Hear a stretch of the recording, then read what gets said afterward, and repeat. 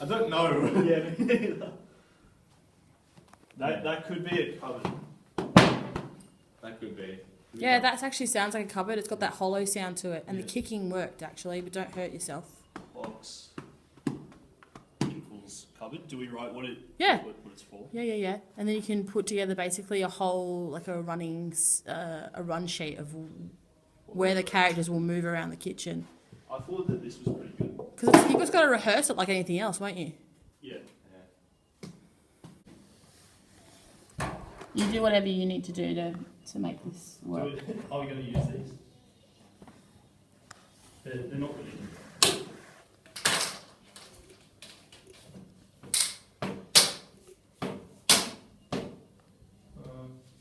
Make 15 or 20 seconds worth of sound right now. Like 1, 2, go 3, 4, keep going, 5, 6, 7, 8, 9, 10, 11, 12, 13, 14, 15, 16, 17, okay. Right.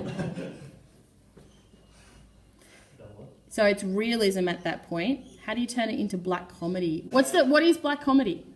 Like people laughing when they like Shouldn't, right? So how do you make your audience laugh from that? How do you make them uncomfortable?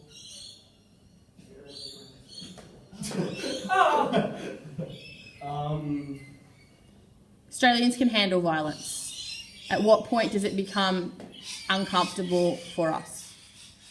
Have a think about the ending. Have a think if you can drag the ending out. If we think it's finished and then it's suddenly not. And then it's suddenly not. Yeah, right. To really show that he has lost it. He's not just tackled him one time. The man is down and he goes back for more. Just him like whacking him. I think that would be great if there was some repetition of skin against skin. Yep. If it all the sound kind of dies down. Yeah. It's just That would be a really, really powerful and scary and intimidating to finish. Why does that sort of sound like something breaking? I think it needs to be skin against skin. Yeah. Hit me. Careful. Look after you. Or, I don't know, just do like... No, it's skin against skin, you said. Well, it's up to you. I don't want you to hit me.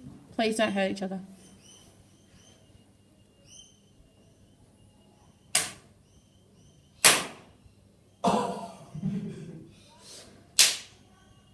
Keep going.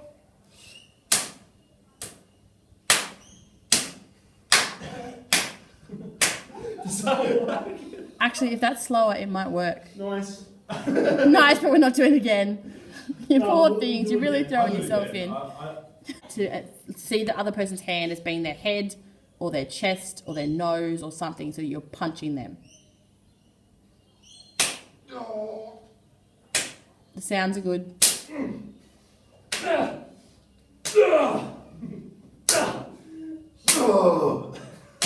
Okay. Grab your scripts and go from the top of 82. Go to the other page and let's have a look at what happens when you add the extra dialogue and the extra violence and the... Do we just go from the top? Yeah. Except that I need to be Simmons, don't I? Hold on. Yeah. If you go back to 81, it says Simmons has actually sided with Kenny, and Simmons and Kenny are now tearing Ross down. Dicks. Yeah, and so you know, Simmons is saying, what do you reckon? Do you reckon he's going to make a good police officer? Oh, I don't know. Do you reckon he's going to make a good police officer? I don't know. Oh, I just want your opinion, Carter. I've had you, handcuffed to a door for an hour. I've been beating the crap out of you for an hour, but now I want your opinion. Do you reckon he's going to be okay? Do you reckon he's going to make it? And he's just pushing and pushing and pushing until eventually Kenny says, he seems a bit slow up top. And Simmons goes, yeah, initiative perhaps. Do you think maybe he's lacking initiative? And we're over to 82 now. And Kenny says, yeah, I had noticed that. And this is just before, and Ross starts, steam starts coming out of his ears at this point because he's just been pushed all day long. Yeah, I had noticed that. Do you think we should beat the shit out of this bastard, Ross? For Christ's sake, Ross, show a bit of initiative. Do you think we should beat the shit out of this bastard? No! Very good, Ross. Simmons hits Kenny savagely in the groin with his knee. Kenny doubles up in pain. I think you're right, Ross. We shouldn't beat him up. He's not worth the effort. Get your handcuffs. Ross goes over, unlocks Kenny. Avoiding his eye. You don't want to look at him because he has shamed you and he has emasculated you, alright? He's made you less of a man. Alright, Ross, let's go. They turn to go. As they work towards the door, Kenny raises himself up on an elbow. He's obviously on the floor at this point. He's been kneed in the groin.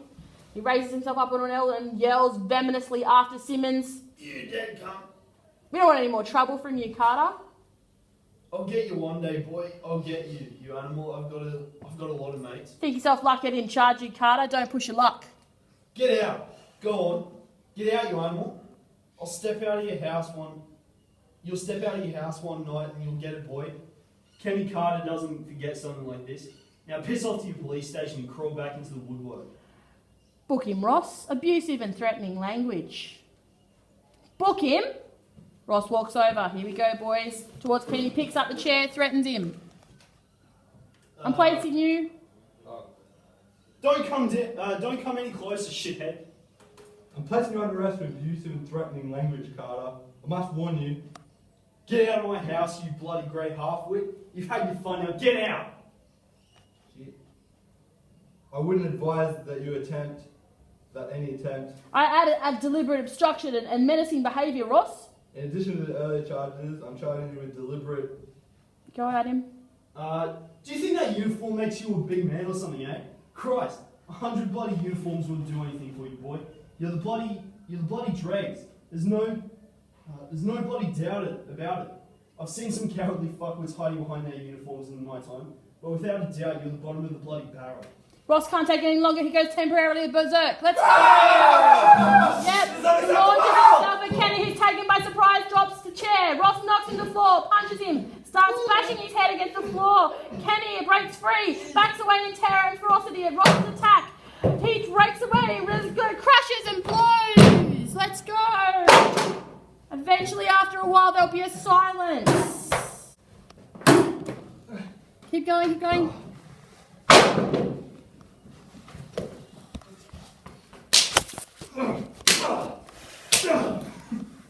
Keep going.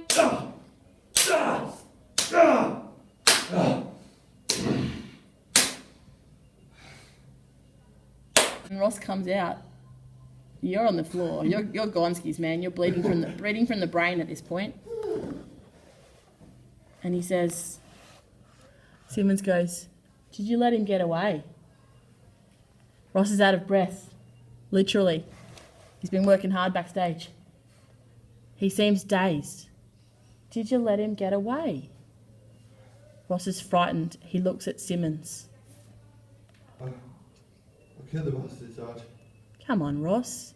Haven't you ever knocked a man out before? I think I've killed him.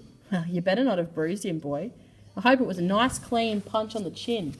Did it sound like a nice, clean punch on the chin? No, not really. No, look, I really think I killed him.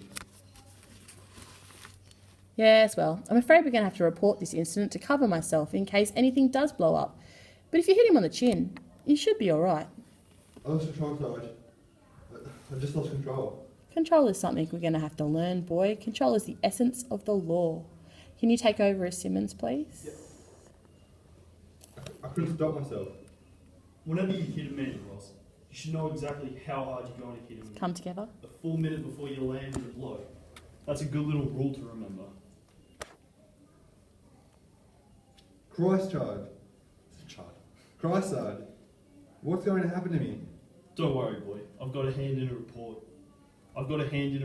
But I'll word it as gently as I can. I'll say that while I thought you used excessive force to detain a prisoner, it is my opinion that this mistake was almost entirely due to inexperience and certainly not to any defect of personality or the like. It'll be a good chance to have a bit of a dig at the police school. I'll point out how inadequately they prepare recruits for the reality of their vocation. Look, for Christ's sake, Sarge. I've killed him. I really killed him. Come on, Ross. The human being is a hell of a lot tougher than most people give him credit for. Most recruits get in a panic after their first KO. Go in there and have a look. I've thrown a man down a flight of concrete steps, Ross, and seen him land on his bloody head. 10 minutes later, he got up and walked away. Pretty Neanderthal-looking specimen, admittedly, but there you are. The only thing you've got to worry about is that Carter might break up a bit of money and follow this through. But unless they're filthy rich, they usually think twice about that one when they cool down. For Christ's sake, Sarge. Go in there and have a look. Simmons shrugs, walks into the kitchen. He comes back with a worried look on his face. What'd you do to him? Is he dead? He's pretty bloody white. What in the hell did you do to him? I lost control. What in the hell did you do? Hit him when he was down? No. You didn't kick him, did you? You didn't kick him in the head. No, I never kicked. But you hit him when he was down, didn't you? I might have. I lost control. You idiot, Ross. You never hit a head that hasn't got some freedom of movement. For Christ's sakes, don't you know anything? Is he dead? Well, he's looking pretty white. Why didn't you feel for his pulse? Because I came out to find out what you did to him. Well, for Christ's sakes, go and feel his pulse. Don't order me around, boy. Go and feel his pulse. I'll tell you what, Ross. You'll go. You'll go if he's dead. I can't help you much if he's dead. We could make it look like he committed suicide. Okay, let's stop there. That's the point where it switches around.